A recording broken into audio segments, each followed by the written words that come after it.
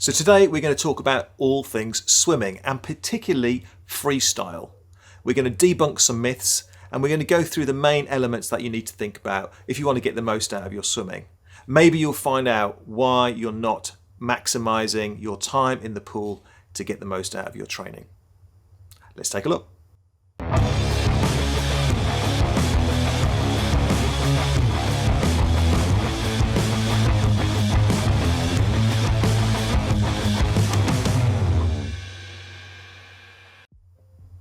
Hi, I'm Dave Knight. I'm a professional swimming and triathlon coach based here in the UK.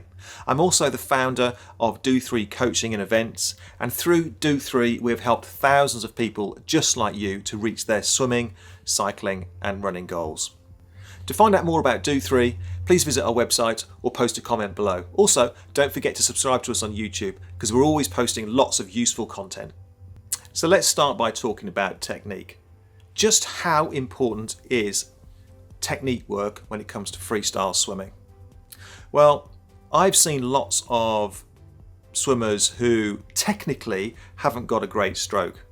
They may be dropping their elbows, they may be over rotating, they might be pulling through underneath the body, but I've seen swimmers who are swimming incredibly well and are competitive on a national level with some quite what would be called major faults. Now, if they're able to perform on that basis, does it mean that their technique is good or bad? I've also seen some swimmers who technically move very well through the water and have got quite a good kind of swim stroke, if you like, but just don't go anywhere. Just don't make the progress that they should be making. So technique is not always the be-all and end-all that people think it is.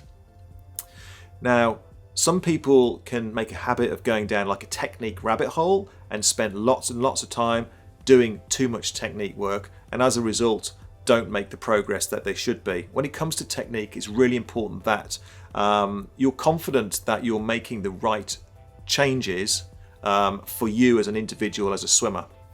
And I say that because different people move in different ways, especially older adults who maybe aren't as flexible as they used to be, and their movement patterns and the range of movements aren't quite as good as they ideally would be for swimming.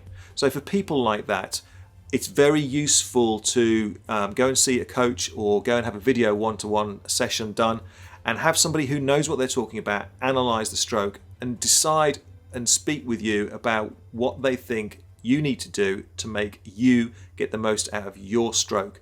And an example of this would be very often adults and older swimmers, and maybe you've come to swimming a little bit later, have a little bit of kind of tightness across the back and the back of the shoulders and the chest, and as a result don't have the range of movement at the front of the stroke that you might ideally have.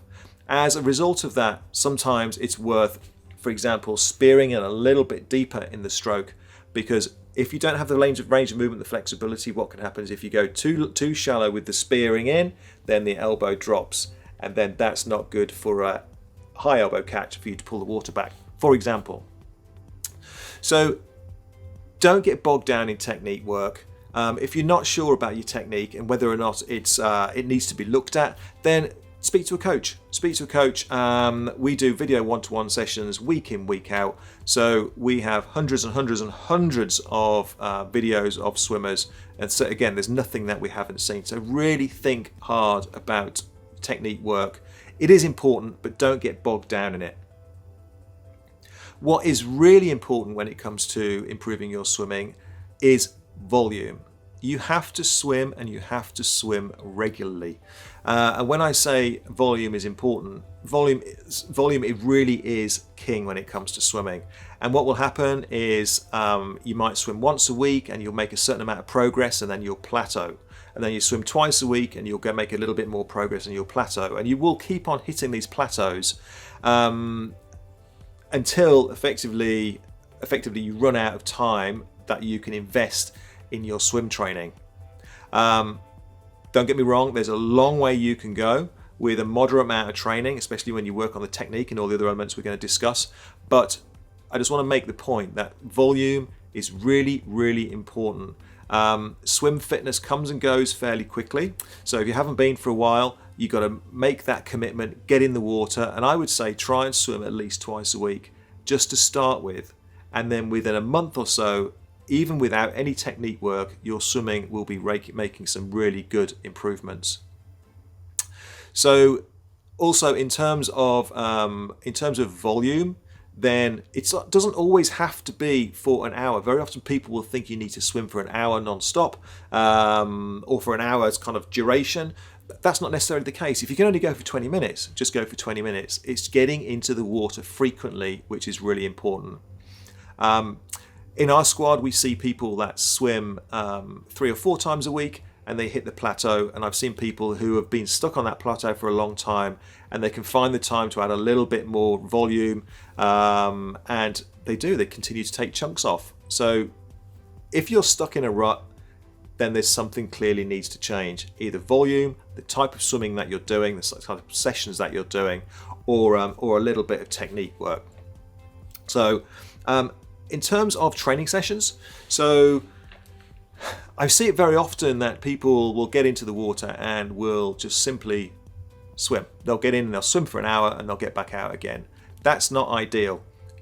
You need to have some structure to the way that you put your swimming sessions together.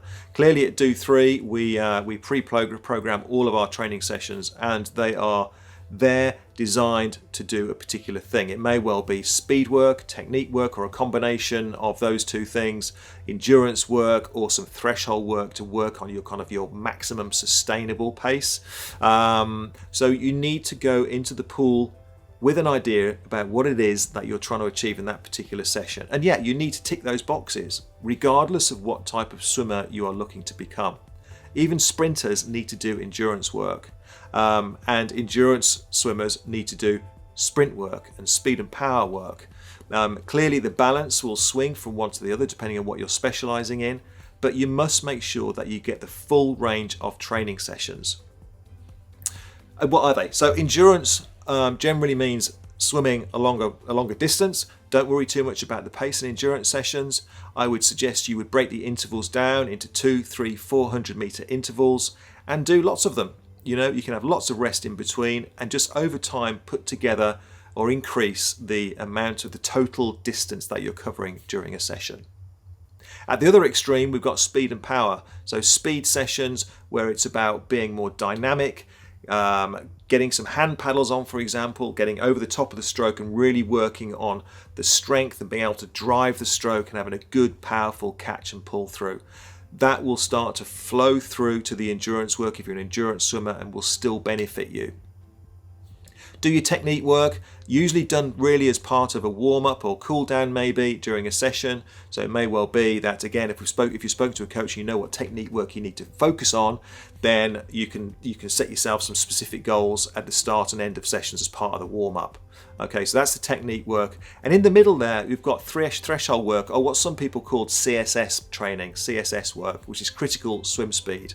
And that is kind of your maximum sustainable pace. So a little bit like 800 meters to 1500 meters flat out race pace.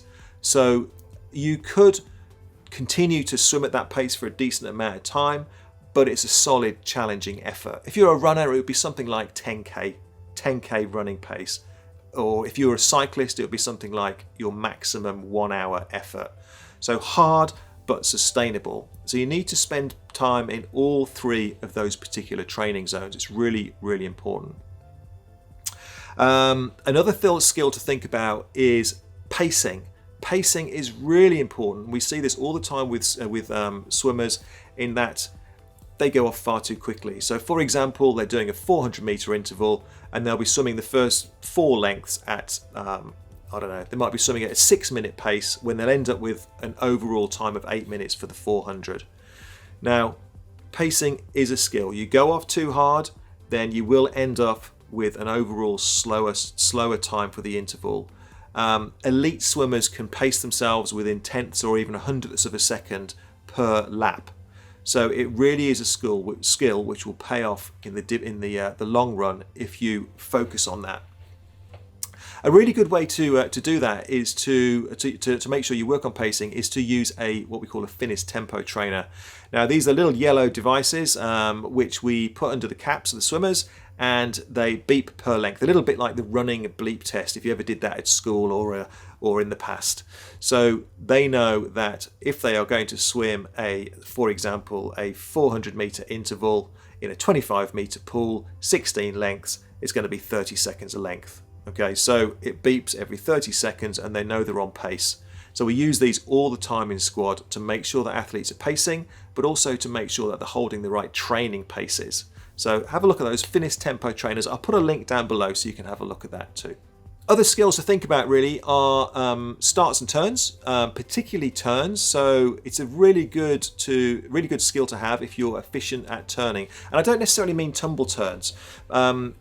If you find yourself stopping at the end of a lane and having a little breather, putting your feet down and then turning around and going, effectively what you're doing at that point is you're having a mini break at the end of each interval. So rather than doing 8 lengths, for example, for a 200-meter interval, rather than doing 200 meters non-stop, you're doing 8 individual lengths with mini breaks, if that makes sense. That's easier, and that will affect the quality of that training interval. So it makes much more sense, and it's much better for your training if you can touch the wall, do a quick touch turn, and then go. And again, if you're not sure about how to do touch turns, then drop a comment down below, and we'll post a link to that. Or if you just Google it or look on YouTube, I'm sure you'll be able to find out how to do touch turns. And if you're good at doing touch turns, very often there's not much difference between those and tumble turns. Tumble turns are great as well. If you can do tumble turns, then certainly do them, and that will take your training intensity or the feel for the interval up another little level, because you're not getting the breath in or the air in at the end of each interval as you would do if you stopped and turned around, or if you did a quick touch turn and turn around. Alright, so just make sure that you work on turning efficiently, and it'll really benefit your training in the longer run. And finally, open water skills. For you people who are going to be swimming open water, if you're a triathlete, if you're a pure open water swimmer, then that's another piece of the pie that you need to think about working on. What is your sighting like? What are your turns like? So turning around the buoy. What are your drafting skills like? All of these elements can make a huge amount of difference. You can be fit as anything and be a great swimmer, but if you can't swim straight, then you're going to be losing time. If you don't know how to draft effectively behind other swimmers or on the side of other swimmers, then you can be losing time there as well. So have a look around and see if there are any local open water swimming lakes where you can practice with your friends, or some of the venues will have some open water skills courses. We ourselves run an open water swimming venue at Compton Verney in Warwickshire, and we run introduction to open water swimming sessions, and we also run open water skills sessions where we go through exactly that. All right, so that's another element that you need to think about. Okay, so next up is strength. Well, how strong do you need to be a swimmer? Sure, if you're an elite sprinter, then you'll see the guys and girls, they're big and strong, and they are super strong. They spend lots of time in the gym. But for everybody else, for usual kind of age group, amateur athletes, triathletes, the only strength training you really need to do for swimming is get some paddles on, get some hand paddles on, and just make sure that you're doing plenty of kind of 25s, 50s and 100s with the paddles on, making sure you get over the top of the front of the stroke in the catch, and then making sure you're finishing the stroke at the back.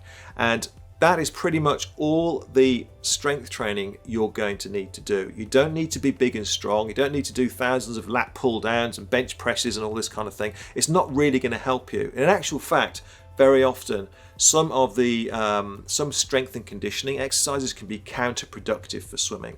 So what I mean by that is, for example, when we're talking about movement patterns, so at the front of the stroke, for example, what you don't want to do in swimming is be elbow led in the catch and the pull through.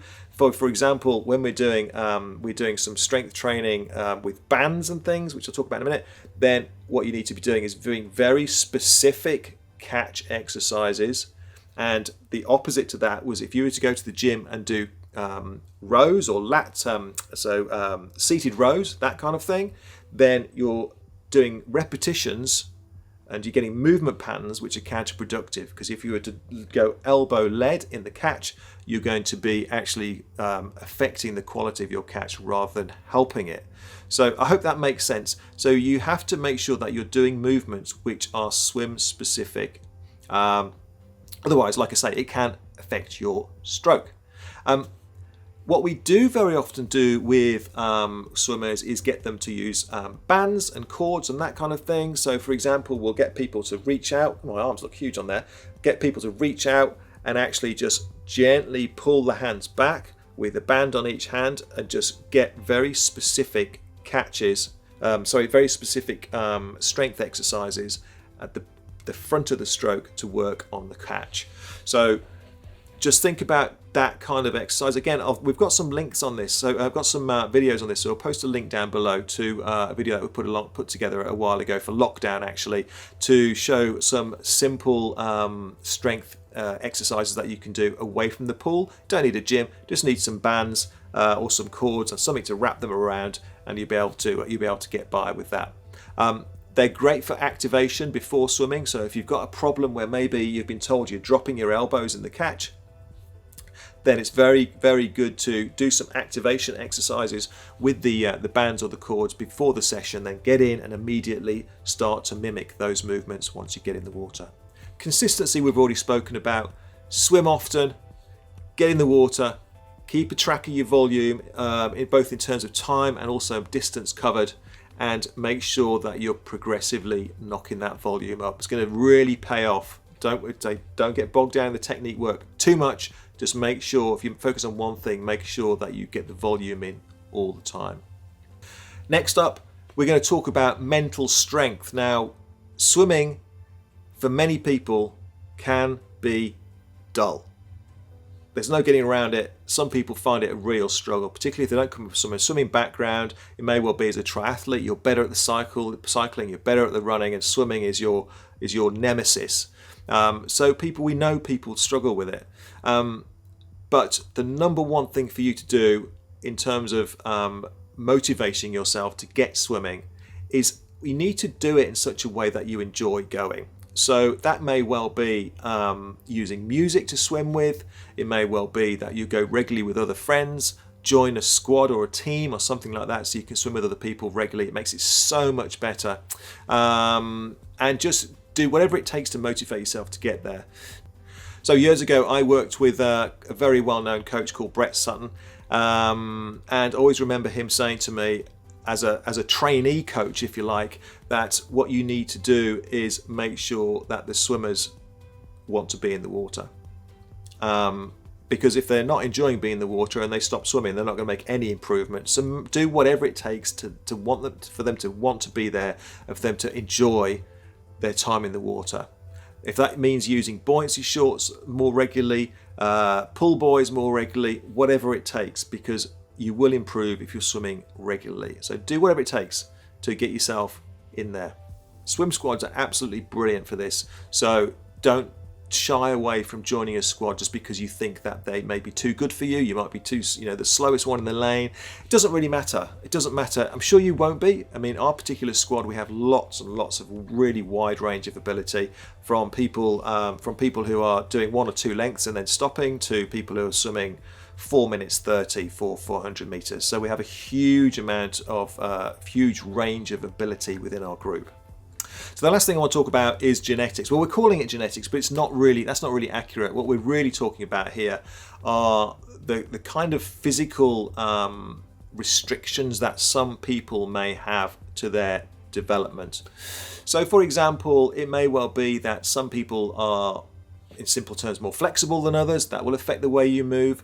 We'll have some people who are more of what we call like a floater, so they'll be able to lie perfectly still and won't sink. They'll stay on the top of the water. And on the flip side, we've got the opposite of that, people who are more of a sinker. Particularly get this with guys, and I always think of triathletes and cyclists maybe a little bit more with this, where if they were to try and lie on the surface of the water, what would happen is their legs and their hips would drop, and they'd be touching the bottom before they knew it. So you do get people who are different in that kind of sense. We also get people who are different ages. So you know, you get from 20-year-olds who are fit and strong and in their prime and can develop strength and flexibility, and they're much more kind of malleable in terms of what we can do with them, right the way through to people who are kind of 60, 70 plus and are at the opposite end of the scale in terms of they're starting to lose their strength, and they're starting to not be able to maintain their kind of workload or their intensity in the same way that they used to. What older athletes also have to contend with is movement patterns are super well ingrained. Now, for a coach, that can be really difficult to deal with because they've been moving a particular way for decades. So to think that they're going to suddenly do a few drills and they're going to change the way they move it's just not going to happen. All right. So for us as coaches, what we then have to do with swimmers like that is look for the way that we can get them to swim using most of the movement patterns they already have, if that makes sense. So again, an example may be that they spear in a little bit deeper in the catch, and that doesn't require quite so much flexibility. So women particularly, once women reach the menopause and then go beyond, then it can be quite difficult to maintain strength, and certainly more difficult to continue to build any additional strength on top of that. So as a coach, we need to be aware of that. You can develop it and you can improve your strength, but you have to be aware of it and do some quite specific work. And particularly if you're somebody that this applies to, then make sure that you have a reasonable strength element to your swimming and your training that will allow you to ideally develop and improve your stroke, but particularly nothing else to make sure that you don't lose that strength that you have, because you will find it quite difficult to regain once it starts to tail off. Make sure your protein intake is at a good level to make sure that your cells are getting the intake that they need to repair and rebuild. That's really, really important. But we do see that all the time. I've been spoken to by swimmers in the squad, particularly older swimmers and particularly older lady swimmers. They find it difficult to improve their swimming because they're putting all the volume they can in, but the movement patterns are really well ingrained and they just don't have the strength to develop the stroke, strength and the fitness to develop the stroke. So it can be frustrating. So it can be a slow process, and sometimes for swimmers like that, it's a case of committing. Maybe it's a case of accepting the level that you're at and just focusing in on maintaining that level you're at rather than continually pressing on for faster and faster times. That's the reality of swimming. It can sometimes be really difficult to find those gains, and it may be a case of maintaining rather than improving. So that's the end of what I've got to say to you today. I hope you found it useful. Just wanted to put those kind of basic building blocks out there for you. If you found it useful, please ring the bell and you'll be notified of new posts that come out from Do3 in the future. Give us a like, give us a share, and please come back and see us again sometime. Take care.